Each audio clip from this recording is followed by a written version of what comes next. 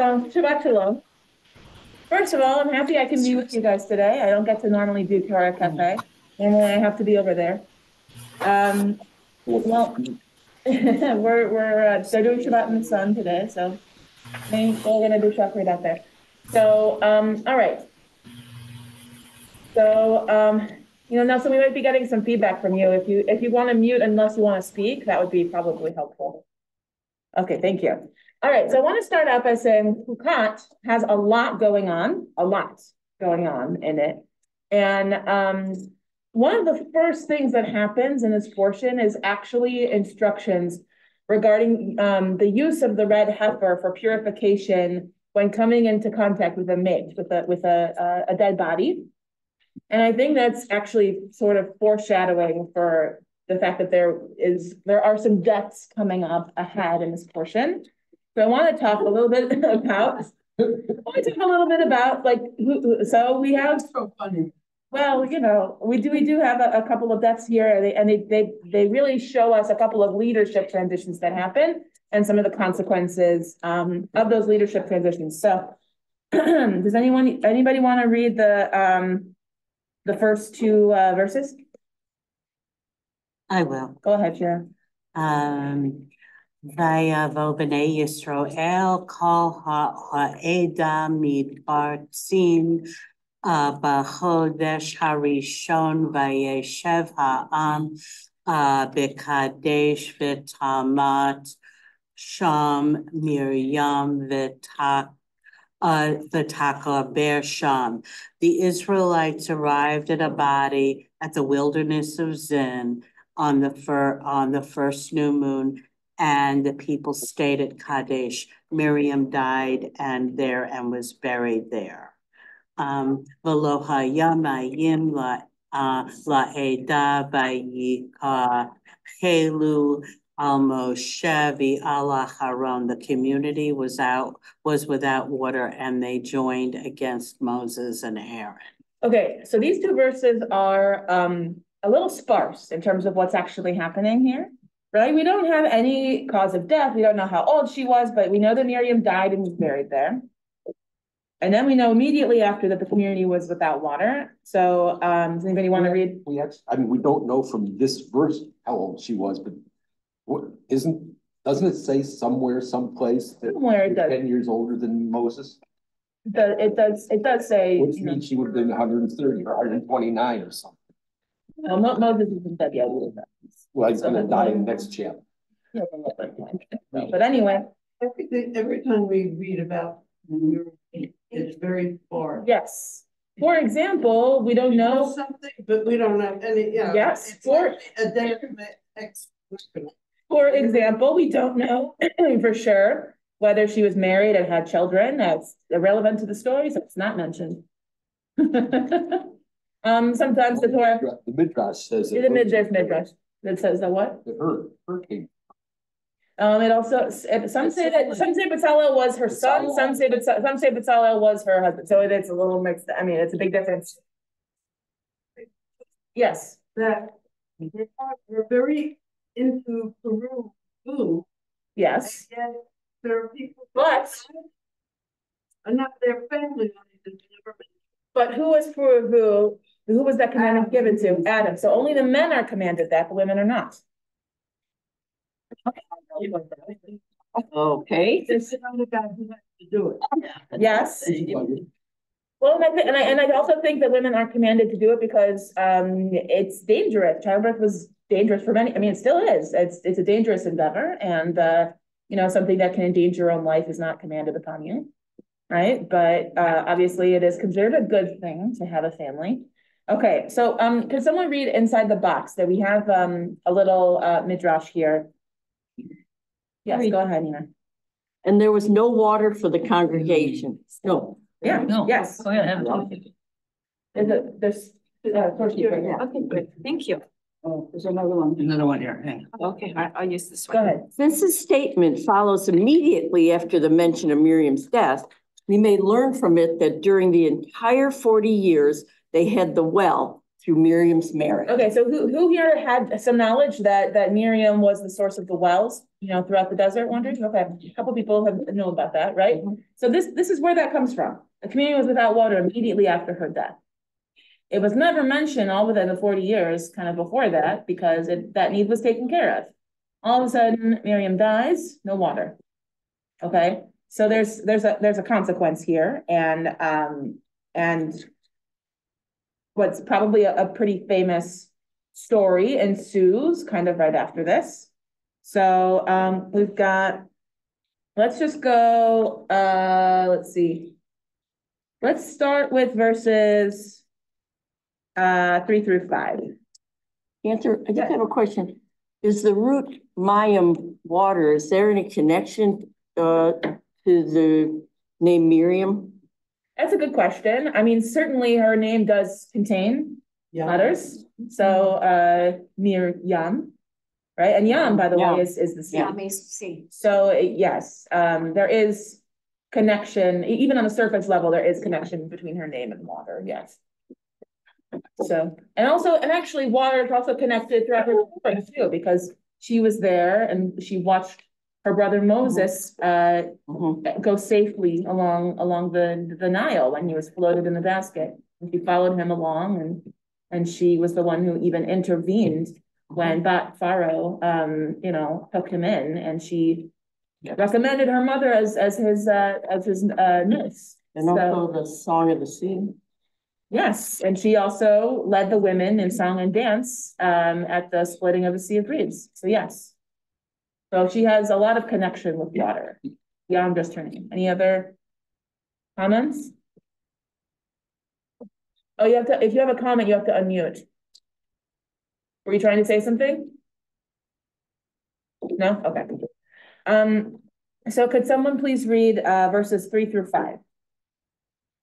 Go ahead. Just English? The English is fine.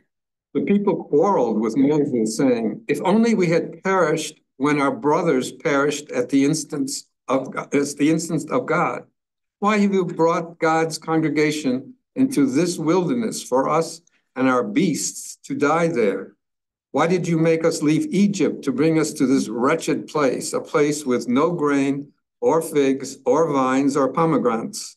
There's not even water to drink." Sound familiar? Saying that why did it say, why have we brought God's congregation into this wilderness for us and our beasts to die there? Why isn't it to die here? That's a good question. It does say Sham, it does say there. But I'm not sure why it says there instead of here. It's a good question. They always talk about this making. Maybe It's about things like yes. I didn't see any commentary actually about the use of the word there when I looked, but I will say that it's a vast wilderness, and they go into different places at different times. So maybe saying there is less confusing for them than saying here. But that's a fair point. Well, they're clearly also not dying yet. They're still alive. They're alive enough to complain. That's for sure. I mean, I think when times get tough, the Israelites get complaining, right? They fetch. That's like that's their instinct. Knee-jerk reaction is to complain. Yes. Also found it odd during God's congregation. Yes. Yeah. And also, go ahead. Yeah,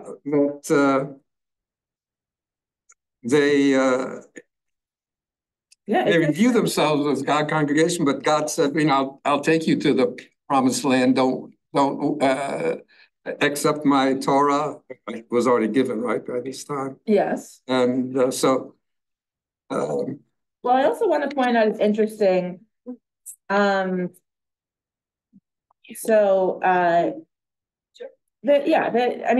have you brought God's congregation to this wilderness for us and our beasts to die there? I mean, on a surface level here, I want to point out that this has already been 40 years.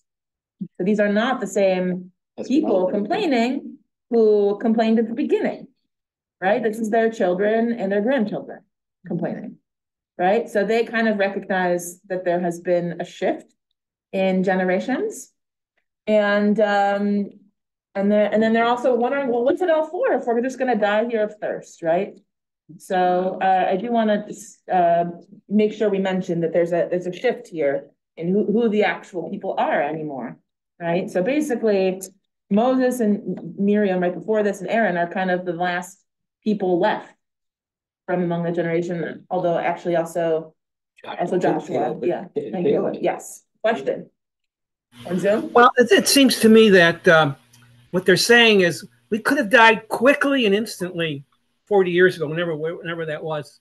And God took Korach and all those people. But we didn't. Now we have to suffer. Why? Right. Yes. There's another thing that's very striking. I mean, okay, you don't have food, you don't have grain. Grain is the source of life. The staff of life. But they mention figs and vines and pomegranates, which we consider luxury. Yes. And I want to point out, those are the things that are awaiting them in the promised land. All of those things are things that are awaiting them in the promised land. They're not mourning the loss of Miriam, they're mourning the loss of water. You're absolutely right. Yes. Yes, it doesn't say anything. Miriam died there and was buried there. It does not say anything about the circumstances of her death. It does not say whether she was mourned. It does not say, who came out. Was there anyone there ready to take on her role as prophetess, as leading people in song and dance and create and getting the wells to follow the people? There's nothing anywhere that says anything about that. We no longer discuss women until rock up. Yeah. But there is one thing that's said about it. Yes. The name of the place is Kadesh. So you say Kiddush. I say Kaddish there. Well, Kaddish didn't. I think we can't say that the Kaddish prayer did not exist yet. But Aramaic and Aramaic, I think, there's no place. Yeah. Torah has no pronunciation. Aramaic came later, but yes. I think there is reference to Kadesh before the people came through there. So I think there already was a place with that name. A lot of the places are repeated. Yes. And they're probably places the names are repeated. Yes, they're probably, that's what I'm saying. There probably were multiple Kadeshes. There was limited language back then, and there were probably a lot of places that had the same name. We even in the United States have plenty of, cities that have the same name. They're just different states. He's in two places.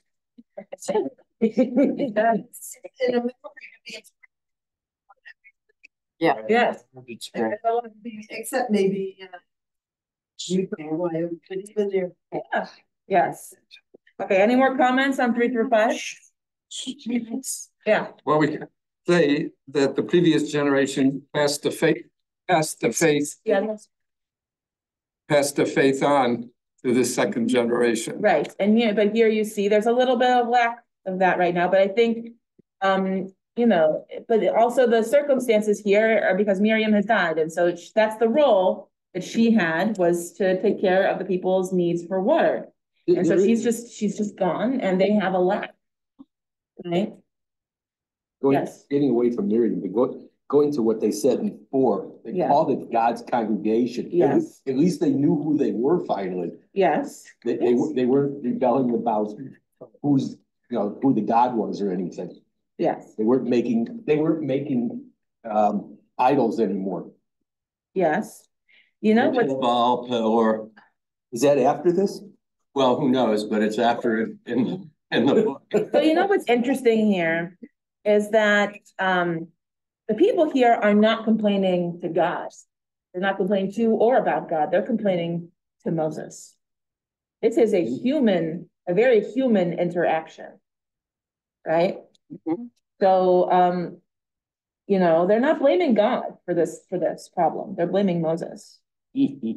But they're saying, but they're recognizing we are God's congregation, but why would you bring us here to die, right? We have thirst, our needs aren't being met. Why have you done this to us? Yes, you had any comments about that? Okay, He should have answered it. I did it at God's command. That's true. He did do it at God's command. Okay, so it's skipping a couple verses here. This now is a quotation from God to Moses. We're gonna read 8 through 12. Anybody like to read? Go ahead. And your brother Aaron, take the rod and assemble the community, and before their very eyes, water the rock to yield its water. Thus shall you produce water for them from the rock and provide drink, congregation and their beasts. Moses and Aaron assembled the congregation in front of the rock, and he said to them, listen, you rebels, you get water for you out of this rock? And Moses raised his hand and struck the rock twice, his rod. Out came copious water, and the community and the beasts drank. But God said to Moses and Aaron, but you did not trust me enough to affirm my sanctity in the sight of the Israelite people. Therefore, you shall not lead this congregation into the land that I have given them. Okay, so people have heard of this story, right? Pretty famous instance. This is the moment. And God even explicitly says this. This is the moment where Moses disqualifies himself from entering the Holy Land. It's pretty important. So what do we notice about this passage? Yes. Well, he says, listen, you rebels, shall we get water for you out of this rock? Yeah. So he's indicating that it's him and Moses rather than God. He's not giving credit to God. He's taking the credit for it, and he's losing his temper. He's not patient. He's losing his temper. He's angry. He's frustrated, and it's different than the first time around. 40 years ago, God told him to get water from the rock, okay, and to strike the rock. But this is different. He wasn't to strike the rock. He was to speak to the rock. Right. So but 40 years ago was much different. True. It was a different time. There was an instance, right. This is a new generation now. People that are going to enter the land, and not the old generation. And for various reasons, Moses is losing it. Yeah. It's time for someone else to take over, basically. It's time for a new leader. Over on Zoom, Nelson? You have a comment? Yeah, I got a comment. Moses does all the talking, but Aaron gets punished too. Yes, that comes later. I was going to point that out. Yes, it does. But it says right there, because you didn't speak to the rock, or you hit the rock, didn't trust me enough. You can't lead Israelites. Yes. Right. But Aaron never said a word. That's true, but Aaron was included in the commandment, even though it was Moses' action. Yeah, but it also says something about what it is to be a follower. You have a responsibility. Yes. He didn't complain to Moses. Stop it. Right. Two comments. One is, since this command went to Aaron and Moshe and Aaron, the people didn't know that he was supposed to talk instead of. Of course not. Yeah, they wouldn't have known that. Yeah. And they've seen him hit it before. So to them, well, they didn't see it. The point that he just made is like they didn't see it. They're a different generation, multiple different generations. But even if they knew about the story, they knew that hitting the rock is what did it, not talking to it. So they didn't see anything different here. So their faith in God wouldn't have been changed. Okay. That's number one. Number two was, and this is really a question we can't answer, why did God bring the water if they didn't follow the command? That's okay. I can't answer that. I can answer that. There's some midrash about this part. It says that he struck the rock twice. Right? And then the water came. Why twice? Because the first time he struck the rock, that wasn't what God had told him to do, right? So God it didn't yield water because he didn't follow the instructions. That wasn't what it was supposed to happen.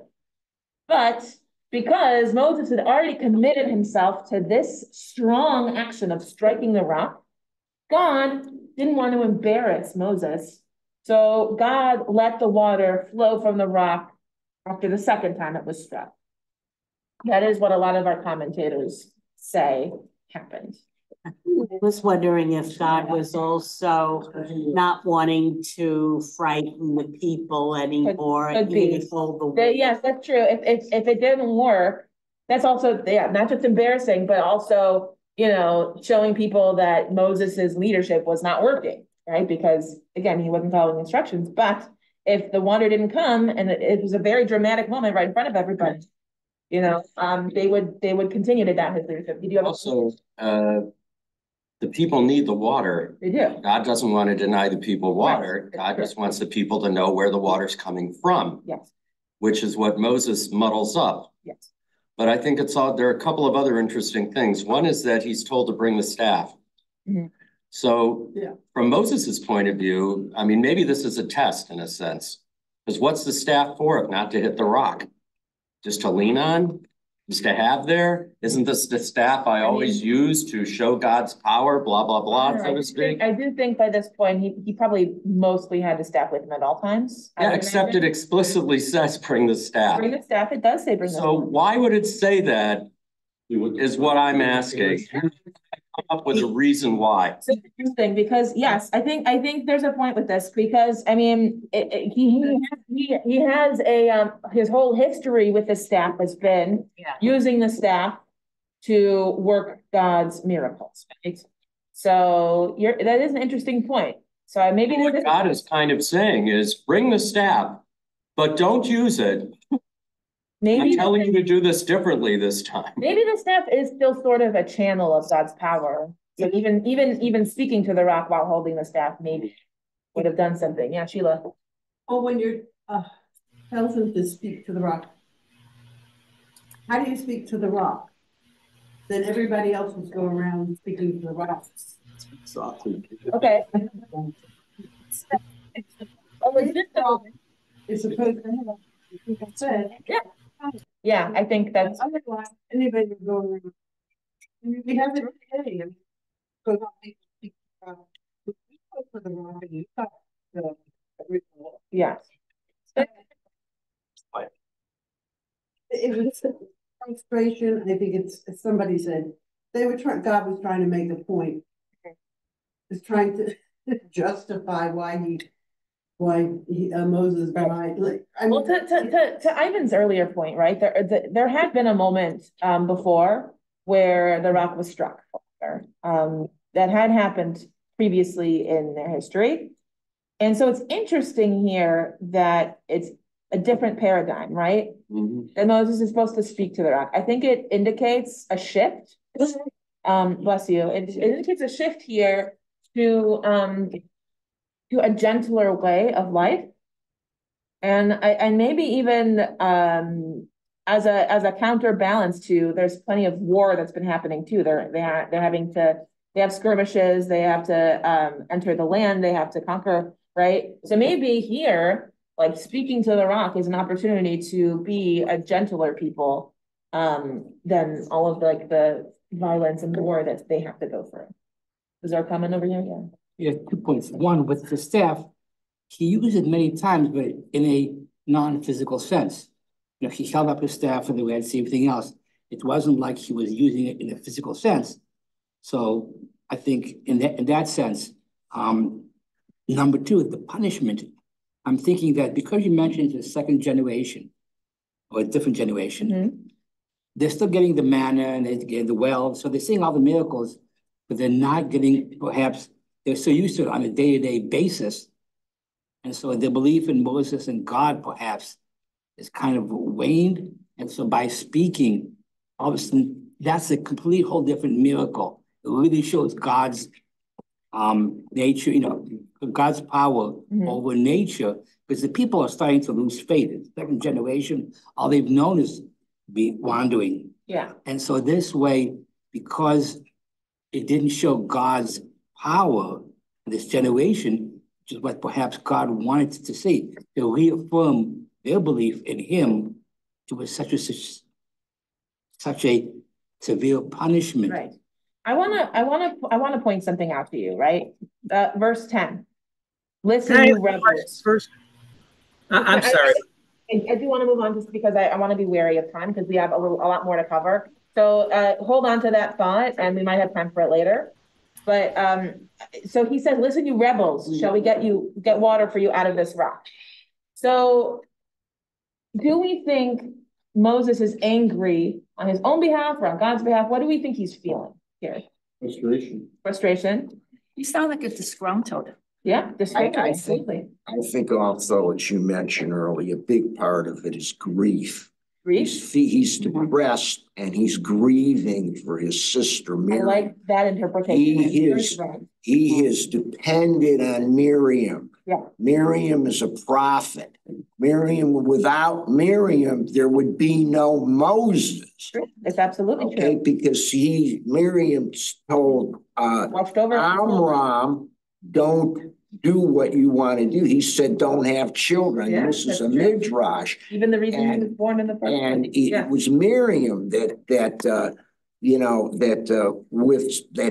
had the courage to call Pharaoh's daughter to save him. Yes. Now he's alone. Okay, he's feeling this grief, and it's enough that is an important factor. Yes, I think that's true. That interpretation, I think. Like I said, when it happened, it said Miriam died there, was buried there. There's no mention, but I think Moses is feeling it.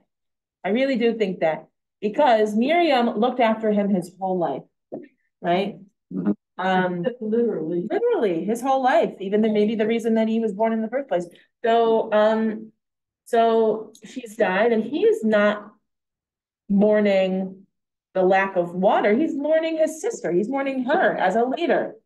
As an advisor, as someone who has helped. So you can't really blame Moses in any, he's older, he's had it, this is a new generation that's supposed to be free of their slave mentality now. And you have to have faith in them. Yes, and I want to point out too that I think the frustration.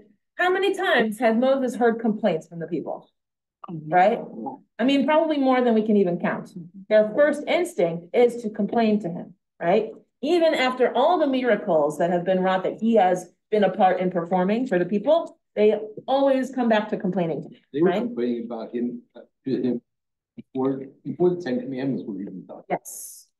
Right. And so the 10 plagues. Yes. So that's true. I mean, they've always been complaining to him. So the fact here that we have a new generation and they don't even give him the time to, be mourning his sister. They're like, they're complaining to him right away.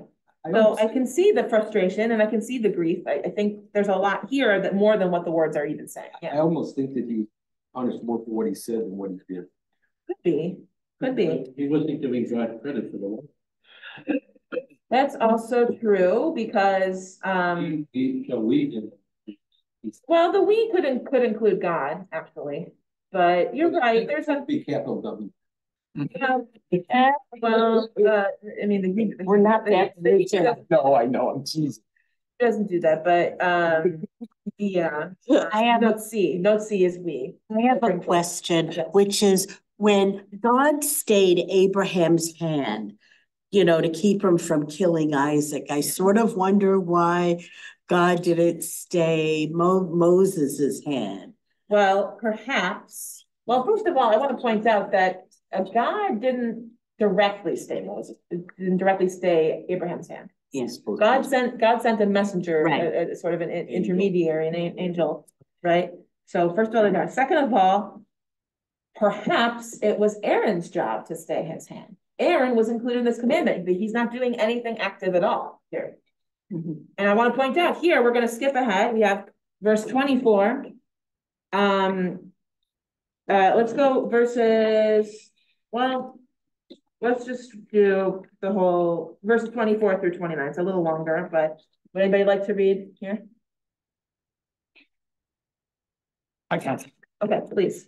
Let Aaron be gathered to his kin. He is not to enter the land that I have assigned to the Israelite people because you disobeyed my command about the waters of Meribah. Take Aaron and his son Eleazar and bring them up on Mount Hor. Strip Aaron of his vestments and put them on his son Eleazar. There Aaron shall be gathered unto the dead. Moses did as God had commanded. They ascended Mount Hor in the sight of the whole community. Moses stripped Aaron of his vestments and put them on his son Eleazar, and Aaron died there on the summit of the mountain. When Moses and Eleazar came down from the mountain, the whole community knew that Aaron had breathed last. All the house of Israel bewailed Aaron 30 days. Okay, so there's a lot happening here. First of all, the waters of Meribah, that was what was the name that was given to this incident of striking the rock, right? Meribah is like it's like a provocation. It sort of, it was a provocation. Is that bitter water? Huh? No, not bitter. Oh, that's Mara. That's Mar. Yeah, it's provocation or sort of Well, reasons to quarrel. huh? Yeah. Yes, exactly. So it's a provocation, a discord. Yeah. So that's what this incident was called.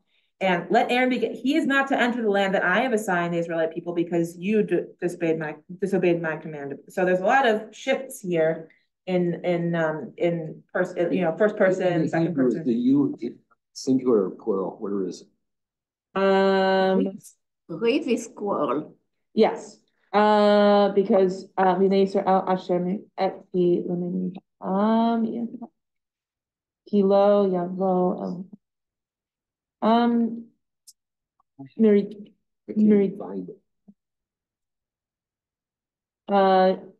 Hashem Miritam. It's plural. It's plural. Okay. You. Okay. Yeah. And, at this point, you have to consider that this is more grief, of course, after the loss of Miriam. Yes. Now he loses his brother. Yes. So 2 siblings are gone. Yes. But he also implicitly is not showing faith in the people, belief in the people. And when you go back to the burning bush, there was another incident there when God, froze his arm, turned it white, right, at the burning bush, because he didn't think that that the people would believe him about God's name, and he was reluctant to go into Egypt as the leader. Right? Okay. There was a lack of belief then, and we see the same type of lack of belief now, when it shouldn't be the case that now they're a new generation. We've gotten the commandments, the revelation, they built the Mishkan. Right. These are the people that you have to have faith in. They're the ones that are going in. And he's, again, as we said, no longer right as the leader. Right. I want to point out here that Aaron is being punished for this.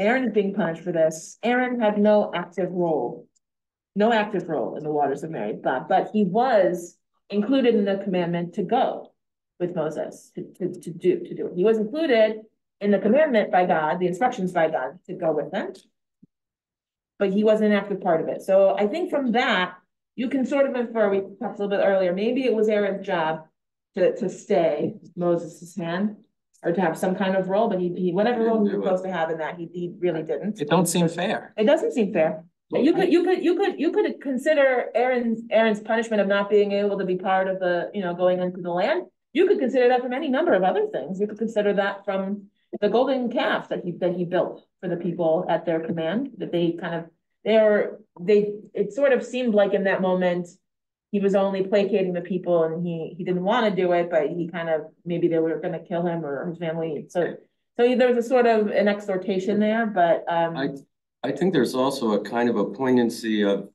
age, which is to say that the earlier incidents all occur before, at least we know after the fact, any of these people's time. And we again know after the fact that this was Aaron's time, but I think you can also view it in a sense that when Moses and Aaron aren't doing what they're supposed to do over something that seems smaller than the golden calf,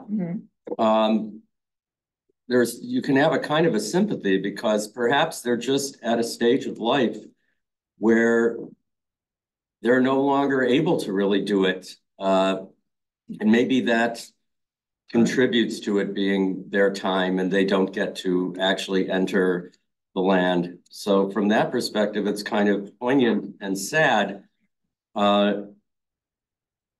Leave aside whether it's fair or unfair. I mean, who are we to say, right? But that just occurred to me. I don't think I've ever thought about it that way before. And I think I'll just throw in that the other interesting thing is we can't say that women aren't bewailed. Sarah was bewailed. And yet Miriam isn't bewailed and Moshe will be and Aaron is now. 30 days, you know, Shloshim, they're observing that in the wilderness, but they didn't appear to observe it for Miriam. At least the Torah doesn't tell us they did.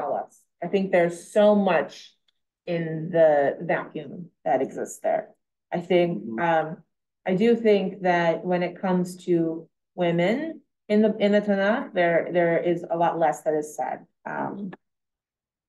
It's just that certainly is true enough, but Sarah is bewailed and somehow Miriam isn't. And I don't know what to make of that. I never thought of that one before either. That's why it's good to come to this class. It makes you think.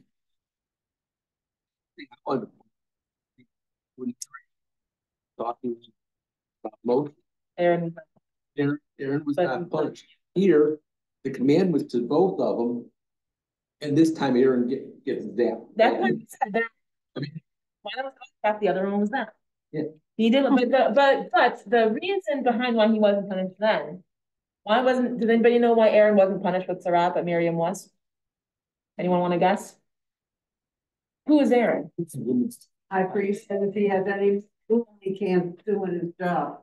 If Aaron were to get stricken with Sarah, who's going to heal him from it? Elazar. He's the going. No, he wasn't pointed yet, and that would be a slap in the face. Actually, there is some midrash that says that when anyone becomes ritually impure, when the Kohen Gadol becomes ritually impure, then the next person in line kind of does temporarily go into that role, but that hadn't existed yet. But also just, I think it's the optics of it. If the people see that the person who's healing them from impurities himself becomes impure, I think that becomes an issue for the people, right? But I want to point out here, because the reason I included this text too, right in conjunction with what happened after Miriam's death, is that I want us to compare what does Aaron's death look like and the transition of leadership here, and compare that to what happened with Miriam. So what does it look like here? What's happening? Very formal. It's very formal. Removal of garments and the bestowing of the same garments on the next generation. Yes.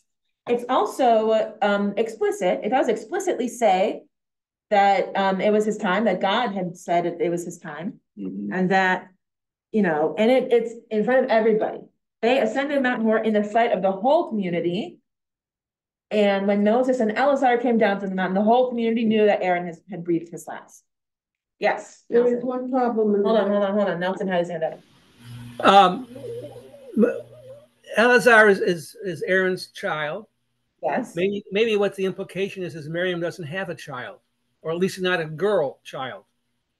So I do, yes. The text is woefully non-existent in terms of whether Miriam had children. There is midrash that says she did, that she was married, that she had children, but it's not mentioned anywhere in the Torah. We can't really be sure.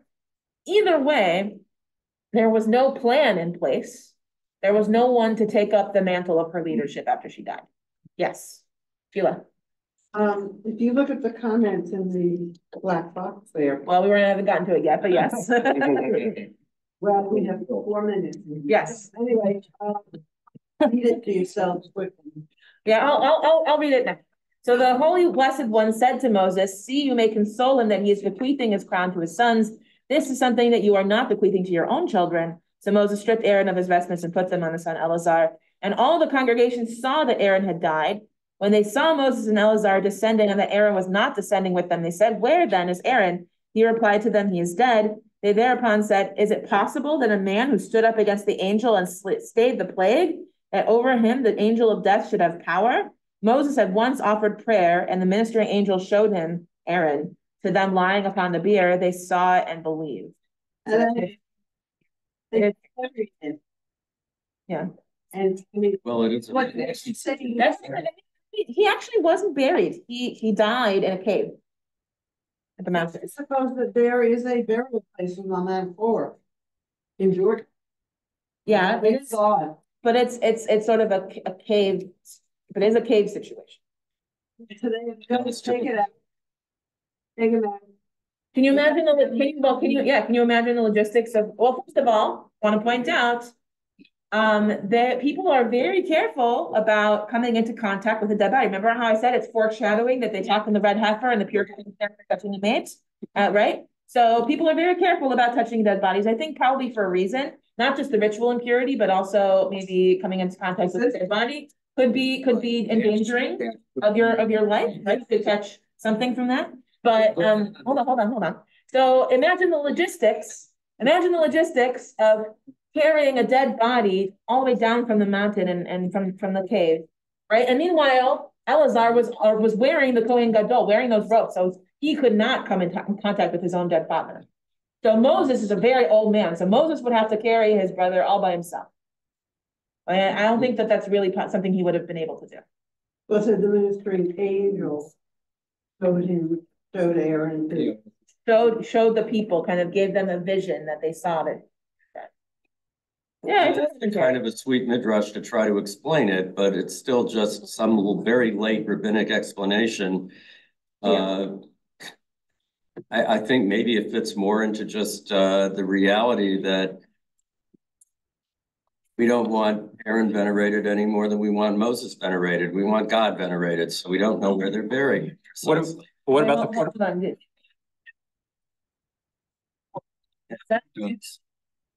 we do. Yes. Something else does. There's sort of a preparation about it. God tells Moses beforehand that it's happening. So he has time to sort of mentally and emotionally prepare himself that this is happening. And he is preparing his nephew to then take on the mantle of leadership of the Kohen Gadol. Yes. What about the first one, that Moses is that, there's a transfer to Eleazar, but not to Moses' own children. That's true. This blaming, this sort of chastising about it. Well, it doesn't directly, there's not anything directly chastising, but it is clarifying here that that there is a lineage of leadership within Aaron's. He stood as a dynasty. Right. Moses is a prophet. Yes. Moses is a prophet, and Moses is a leader, and he's also a Levite, right? But the Kohanim are descended from his brother Aaron, not descended from him. So I think it's a point of clarification, not necessarily but maybe you could read that into it. But could we argue the rabbi set it up so it would be set up so that system of the high priest is called could continue, and Absolutely. This is, and we have the Torah to say that's the reason why. That's the reason why. Yeah. And Moses is one and done. There's no leader coming. There's no leader coming from that. It's the prophets. It's Samuel. They're anointing the leaders. The prophet. You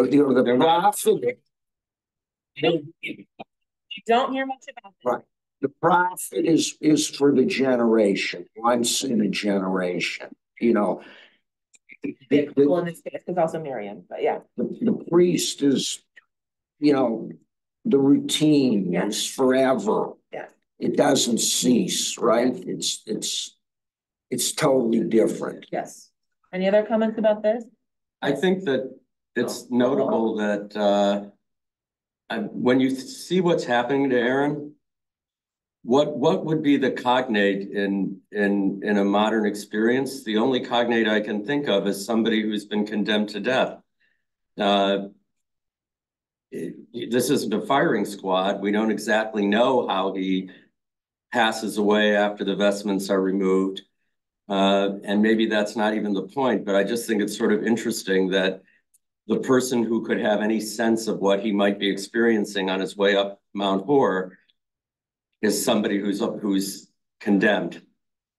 It's interesting that you're saying condemned. I mean, I think there could be sort of that paradigm here, but I think I don't think of it as not insidious, but just I don't think of it in that way. I think of it more like this is an instance where you have kind of like a will in place, right?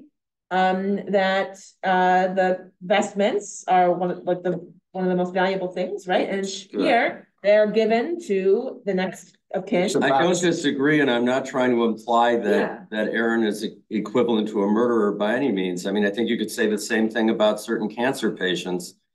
I'm sure my mom felt that way when she knew that she was dying. She didn't know the exact time, like Aaron seems to know the exact time, but she knew it was really soon, as opposed to not knowing at all. It doesn't actually say that Aaron knows. It says that Moses knows.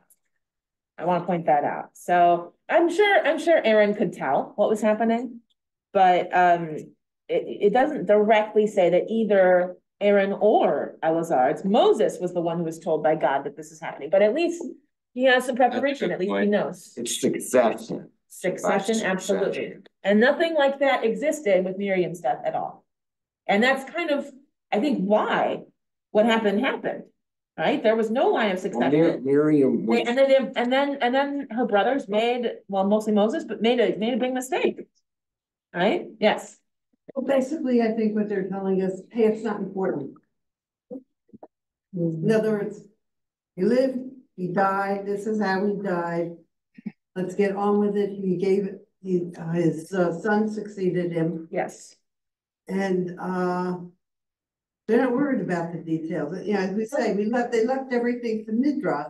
It also, yes, they also, let's face it, they really didn't know by the time they wrote it down. This was right. There's a point with that, but I want to. But I think that if you look at longer Bible, if you look at these three siblings and their roles within the community, and even here in that commentary it says there is no line of Moses, right? Moshe Rabbeinu is everyone, our teacher, right, for everybody. But in that generation, and then he died, and there was no line of succession for him. There was no line of succession in place for Miriam. We remember Moses, Rabbeinu. Yes. Moses, our teacher. Yes. In Deuteronomy, he says there was never another prophet like him. Right. And we learned from him. He did have a successor. He did have a successor. Very early. He did have a successor, but Joshua is not like Moses. Joshua's not on the same level as Moses. Joshua's more of a military. Moses is remembered as a teacher. Yes, there needed to be someone who had the right temperament to lead the people to kind of take over that logistical leadership. We saw that. Joshua is it never says that Joshua is a prophet. Right. It doesn't say that Joshua had any conversations with God. Moses was the one who did that. You see Joshua. There is still a relationship, not the same as Moses' relationship. Yes. Only needed to be done once. Yeah. But in terms of the priest, they needed that. Thank you. Yes. So there needed to be that. But isn't it interesting though that there was no line of succession for Miriam? He was Miriam. Question. So the role, yes, was helping Moses. I think there's like two main things that Miriam does. One, which is not implicitly stated here, but it is inferred, is that the wells followed him. So she had a relationship with water.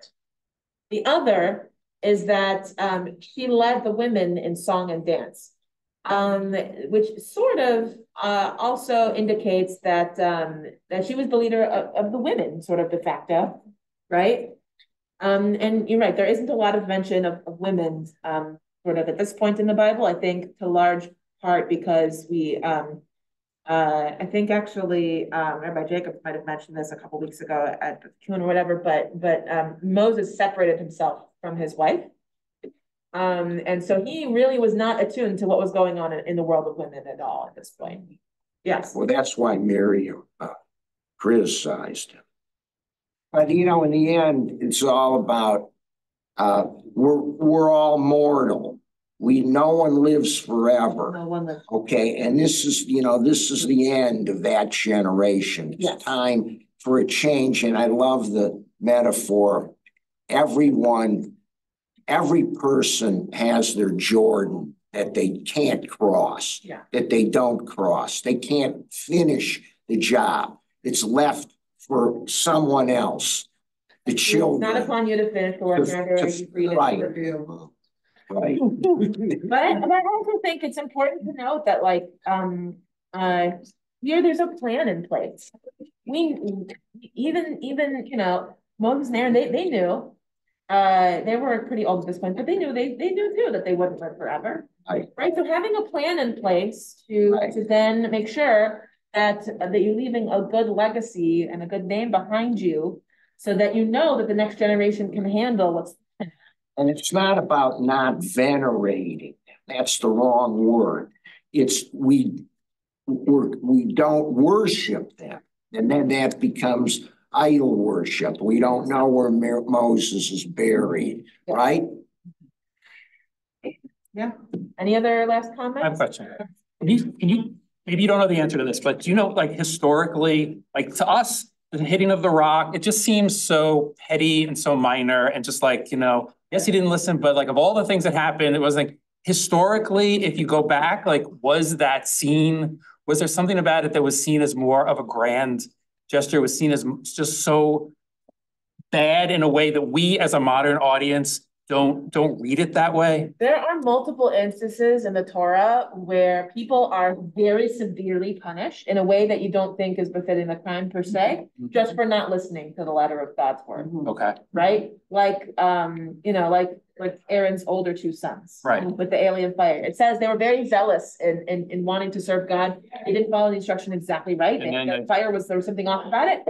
Right. They were immediately.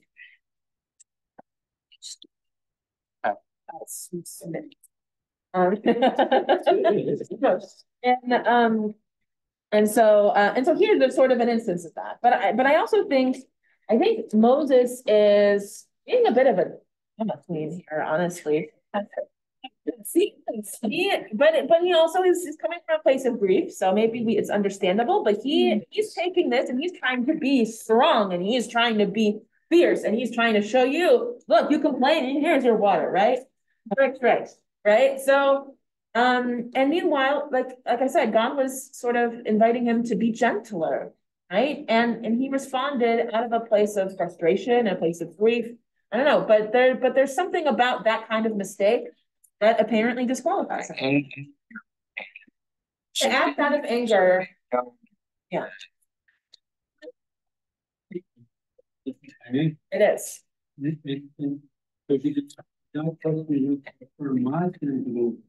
Yes. And isn't it interesting? Physical force of credit. Yes. Versus. And isn't it interesting too that out of any of the mistakes that Moses made, this was the one that disqualified him, and God specifically said that. But it also disqualified Aaron, who again was pretty inaccurate at that point. Yeah, Nelson, before we go. Yeah, this is the question I had earlier. Are there midrash that connect this with spare the rod and spoil the child? All right. And Cantor, you know what's interesting? God punished Moses when he came down with the first set of tablets and he smashed them. Well, God did say you're writing it yourself. So there is sort of that. But he didn't, you know, he didn't put them asunder though. That was saying you have to do this together next time. Yes, well, no. God was so angry at that. Like God wanted to pull another flood in that situation. Yes. It's also the one that struck the Egyptian, killed the Egyptian. So that was, he was a man of justice. So, it's like two sides of a coin. He's compassionate and he prays, but he's also, as a pension, to lose his temper. Yes. So, this shows us a lot of different things with dynamics and leadership, with comparisons of sort of between Miriam, between Aaron and this, and is sort of seeing Different personalities. how it plays out, and also about having a plan in place, because, you know, what is it? Forewarned is forearmed, right? So, Character development. yes. And we have to have that. I would go someplace